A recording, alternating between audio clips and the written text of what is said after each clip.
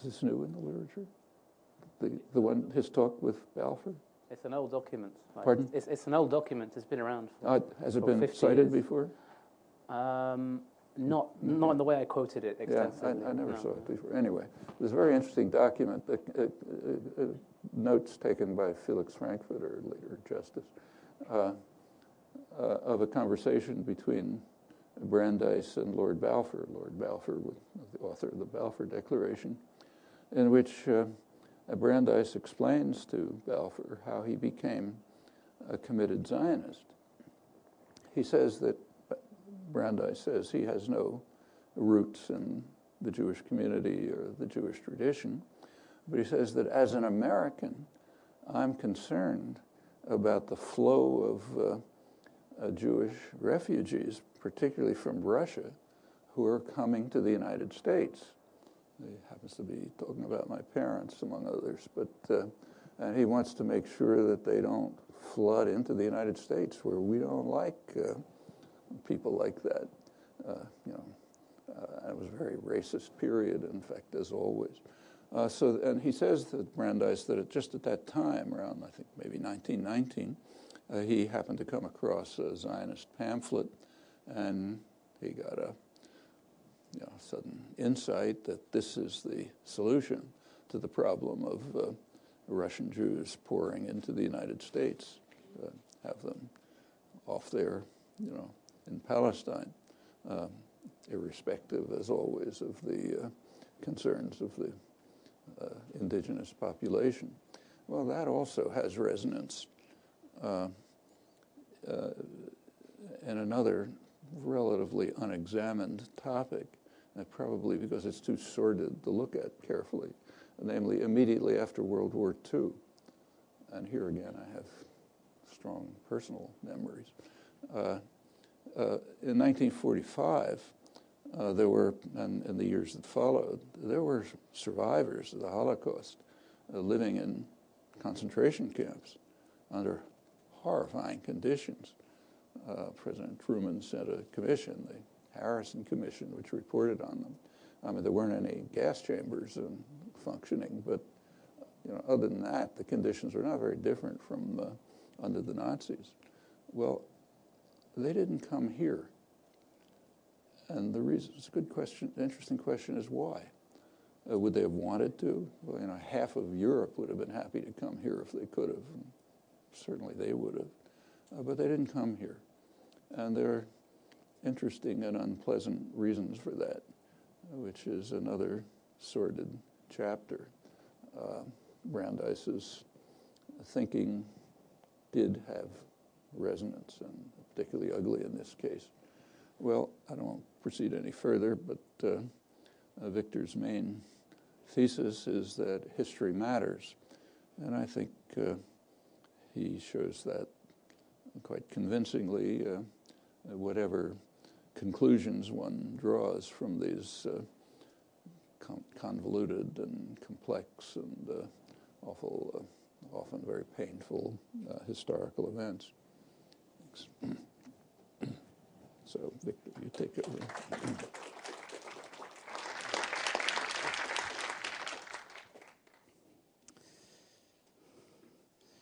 Thank you, Noam, and good afternoon. Thank you for being here. It's a pleasure to be at MIT. Before I start, I should explain perhaps my background and why I was interested in writing this book. I've always been fascinated by history, and my father is actually he was born in Bethlehem in Palestine, and my mother's British. So I was really particularly interested in the British historical period and how they managed to essentially engineer this conflict, which is essentially what I argue in my book. And perhaps I should explain the title, From Coexistence to Conquest. What I essentially argue is that there was no real conflict between Arabs and Jews before the British government arrived with its Balfour Declaration in 1917, and that it was essentially manufactured when Britain became the mandatory power after that time. The cover of the book is of King Emir Abdullah, the son of Hussein ibn Ali, Lawrence of Arabia, is the man in Arab garb at the back of the picture, and on the far right was the man with the hat and the stick is Lord Allenby. And this is a photograph taken from the Desert Campaign in 1916 when the Arabs and the British governments aligned themselves to expel the Turks from Arabia. In today's talk, I should start it.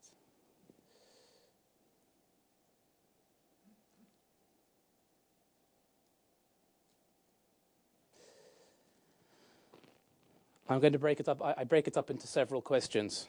The first question I ask is, how did the conflict start? It might be an obvious question, but in fact, I think a few people aren't quite aware with all the history. And then I look at the role of international law, and I look at whether the creation of Israel was lawful in 1948-49, before concluding with some explanations as to why perhaps so many peace plans have failed.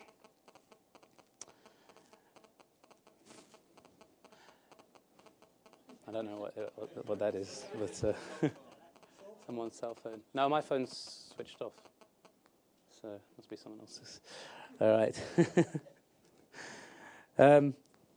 Nearly all legal histories, and I kind of wrote this from an international legal perspective, but also took into account the social and political context, because I place law, it's not just created in a vacuum, but it's as a result of historical circumstances.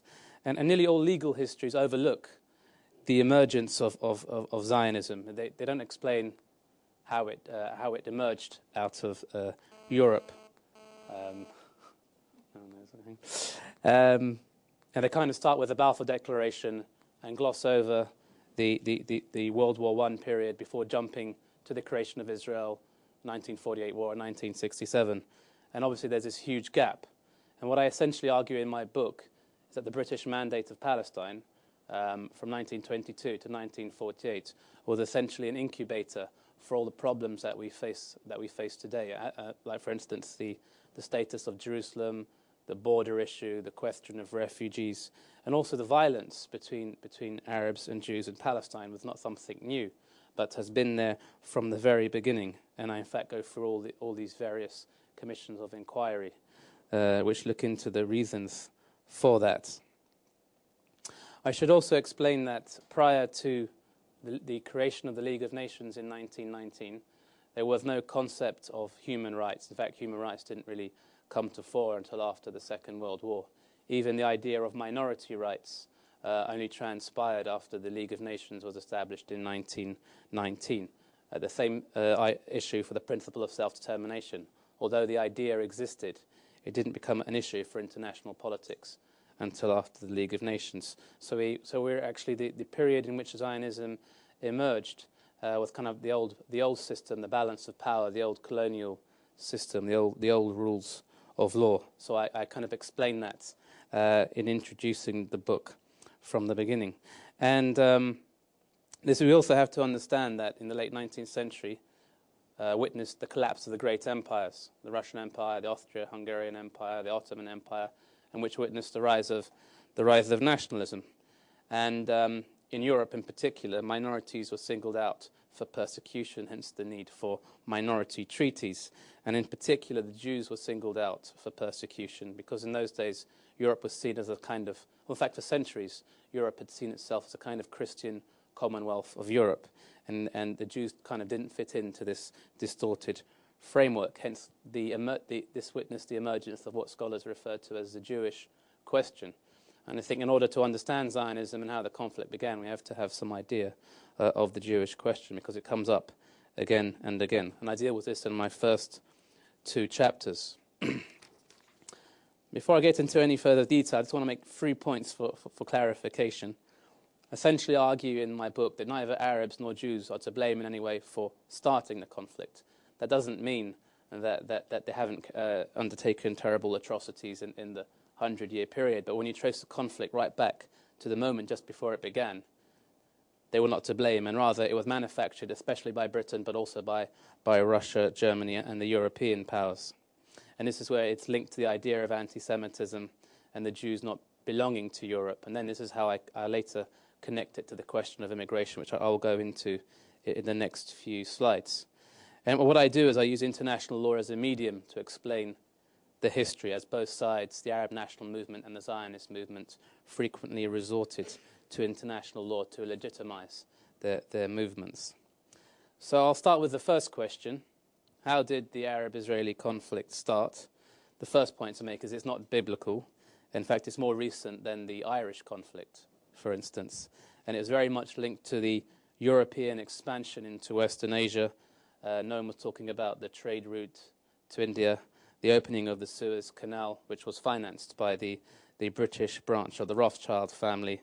And also in the late 19th century, Britain, with the capitulation agreements, Britain took Jews under its protection.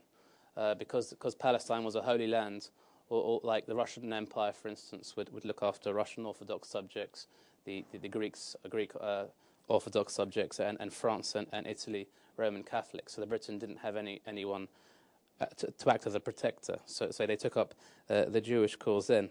But this still didn't explain this kind of imperial agenda. Doesn't really explain why Britain would come out with this Balfour Declaration in 1917. There's part of the story that is missing.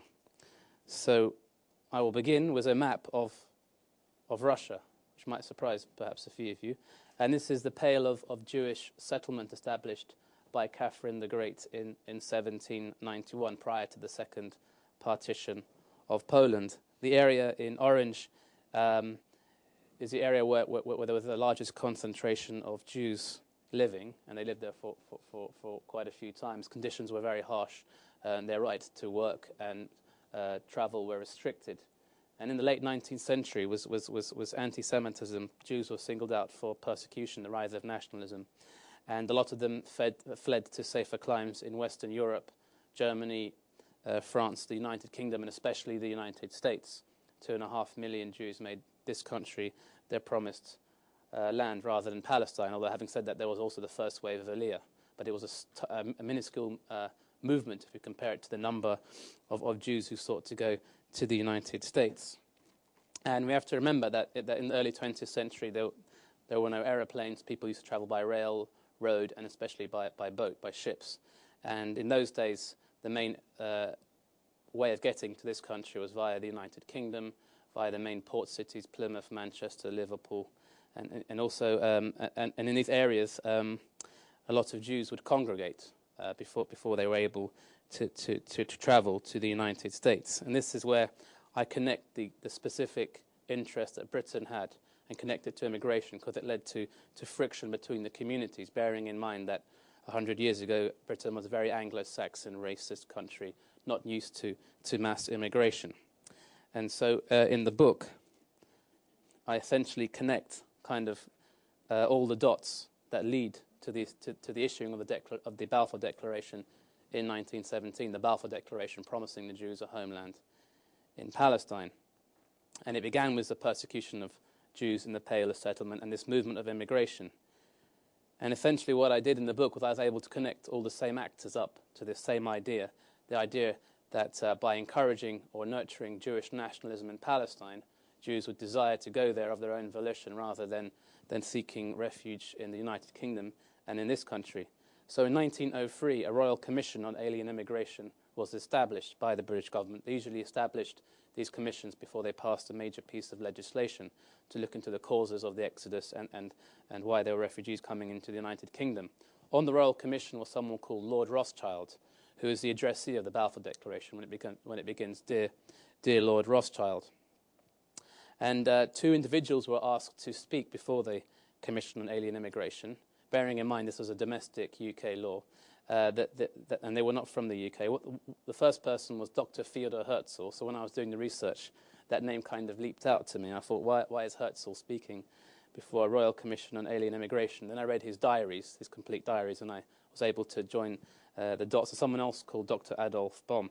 And essentially what Herzl was arguing, and I'll explain this in the next few slides, was this idea that it would suit a British domestic interest.